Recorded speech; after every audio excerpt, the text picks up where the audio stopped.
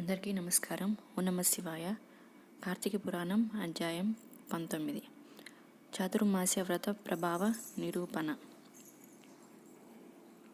ఈ విధంగా నైమిసారణ్యమందున్న మహామునులందరూ కలిసి చిదానందుని స్తోత్రములు చేసిన పిమ్మట జ్ఞానసిద్ధుడను ఒక మహాయోగి, ఓ దీనబంధవ, వేదవేద్యుడవని, వేదవ్యాసుడవని, అద్వితీయుడవని, సూర్యచంద్రుడే నేత్రములుగా గలవాడవని, సూర్యాంతర్యామివని, బ్రహ్మ రుద్ర దేవేంద్రాదులచే సర్వదా పూజింపబడువాడవని, నిత్యుడవని, నిరాకారుడవని, సర్వజనులచే స్తుతింపబడుచున్న ఓ మాధవ, నీకివే మా హృదయపూర్వక నమస్కారములు. సకల ప్రాణకోటి ఆధారభూతుడవగు ఓ నందనందన, మా స్వాగతమును స్వీకరింపము. నీ దర్శన భాగ్యము వలన మేము, మా ఆశ్రము, మా నివాస స్థలములు అన్నీ పవిత్రమైతివి. ఓ దయామయ, మేమీ సంసార బంధము నుండి బయటపడలేకుంటిమి, మమ్ముద్ధరింపుము. మానవుడెన్ని పురాణములు చదివినా, ఎన్ని శాస్త్రములు విన్నా నీ దివ్య దర్శనము బయటజాలడు. నీ భక్తులకు మాత్రమే నీవు దృగ్గోచరుడగదువు. ఓ గజేంద్ర రక్షక, ఉపేంద్ర, శ్రీధర, హృషికేశ, నన్ను కాపాడుము అని మైమరచి స్తోత్రము చేయగా శ్రీహరి చిరునవ్వు నవ్వి, జ్ఞానసిద్ధ, నీ స్తోత్ర వచనమునకు నేనంతయు సంతసించి తిని, నీకిష్టమొచ్చిన వరమును కోరుము అని పలికెను.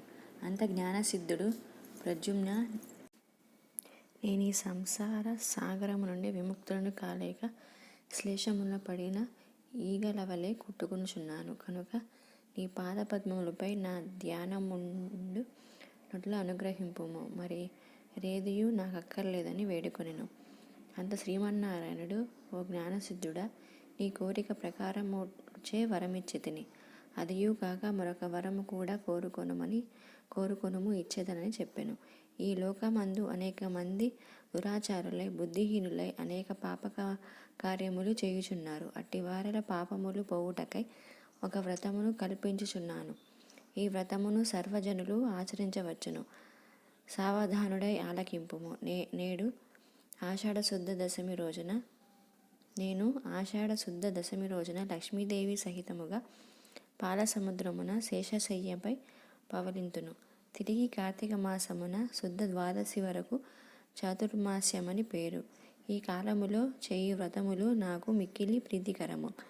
ఈ వ్రతము చేయు వారులకు సకల పాపములు నశించి నా సన్నిధికి వచ్చురు.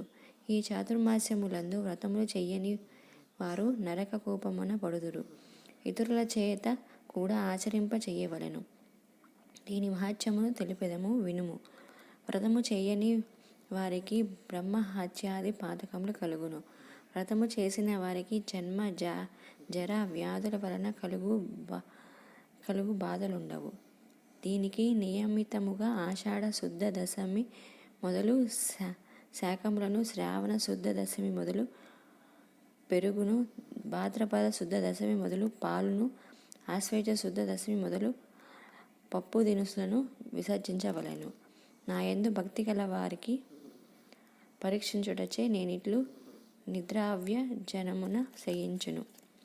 ఇప్పుడు నీ వసంగిన స్తోత్రమును త్రిసంధ్యముల యందు భక్తి శ్రద్ధలతో పఠించిన వారు నా సన్నిధికి నిశ్చయముగా వచ్చురు అని శ్రీమన్నారాయణుడు మునులకు బోధించి శ్రీ మహాలక్ష్మితో కూడి పాలసముద్రన కేకి శేషపానుపు మీద పవలించెను. వశిష్ఠుడు జనక మహారాజుతో, రాజా, ఈ విధముగా విష్ణుమూర్తి జ్ఞానసిద్ధి మొదలగు మునులకు చాతుర్మాస్య వ్రత మహత్యమును ఉపదేశించెను. ఈ వృత్తాంతమును అంగీరసుడు ధనలోభునకు తెలియజేసెను. నేను నీకు వివరించినను గాన ఈ వ్రతము ఆచరించుటకు స్త్రీ పురుష భేదము లేదు, అన్ని జాతుల వారు చేయవచ్చును. శ్రీమన్నారాయణ ఉపదేశం ప్రకారం ముని పుంగవులందరూ ఈ చాతుర్మాస్య వ్రతం ఆచరించి ధన్యులై వైకుంఠమును కేగిరి. 19వ రోజు పారాయణము సమాప్తము. వింటిరిగా ఫ్రెండ్స్, ఈ అధ్యాయం 19. ఈ 19వ రోజు కొన్ని పదార్థాలు అనేవి తినకూడదు. అవి ఏంటో మనం ఇప్పుడు తెలుసుకుందాం. నెయ్యి, నూనె, మద్యం, మాంసం, ఉసిరి ఇవి అనేది నిషిద్ధం అన్నమాట. ఈరోజు ఈ 19వ రోజు చేయవలసిన దానములు: నువ్వులు, కుడుములు. పూజించవలసిన దైవము వినాయకుడు. జపించవలసిన మంత్రం ఓం గం గణపతయే స్వాహ. మళ్ళీ చెప్తున్నాను, ఓం గం గణపతయే స్వాహ. ఈ గణేశుడిని పూజించి ఈ మంత్రం జపించడం వల్ల మనకు కలిగే ఫలితము విజయం, సర్వవిఘ్న నాశనం. ఇంటి కదరా ఫ్రెండ్స్, ఈ శ్రీమన్నారాయణుడే స్వయంగా భూలోకానికి వచ్చి చాతుర్మాస్య వ్రతాన్ని వివరించారు. సో చాతుర్మాస్య వ్రతం ఎంతో ఫేమస్. అంతే, చాతుర్మాస్య వ్రతం ఎలా చేయాలనేది నెక్స్ట్ అధ్యాయంలో తెలుసుకుందాం. Please subscribe. Thank you for watching.